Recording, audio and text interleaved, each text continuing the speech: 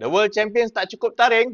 Liverpool menentang the World Champions Chelsea di Stamford Bridge. Stay tuned until the end of the video untuk prediction aku. Chelsea ni actually defense dia agak teruk. Mereka dah leak 8 goals this season. Chelsea ni pun tak menunjukkan potensi sebenar diorang. Ada banyak good players. Tapi rekod Chelsea menentang Liverpool so far agak bagus. Pasukan The Reds tak pernah menang for the last 4 meetings di Stamford Bridge. 3 draw dan 1 loss. Diorang akan terasa dengan kehilangan Cole Palmer, Delap, Colwill dan juga Trevor Chalobah dengan red cardnya hari tu tempoh hari menentang Brighton.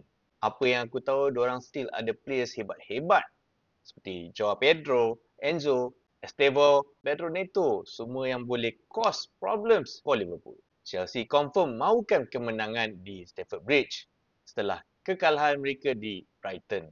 Untuk Liverpool pula, Alisson is out because of hamstring injury. So ini bermakna Giorgio Mamadashvili akan start his first start in the Premier League. Si Panjang pun baru baik pada injury. So Arne Slot still tengah assess if dia boleh main ke tak.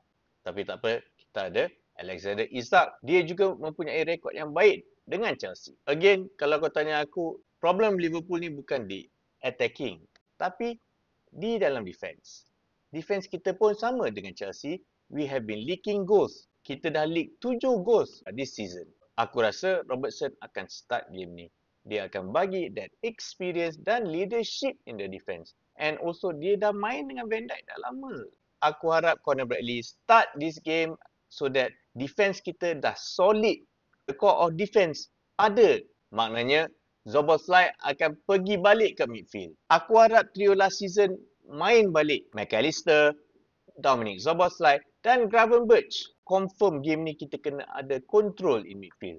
Unlike the game tentang Galatasaray tempoh hari. For Liverpool, mereka confirm tak nak kalah berturut-turut. Aku very sure diorang nak capitalize on Chelsea's injury.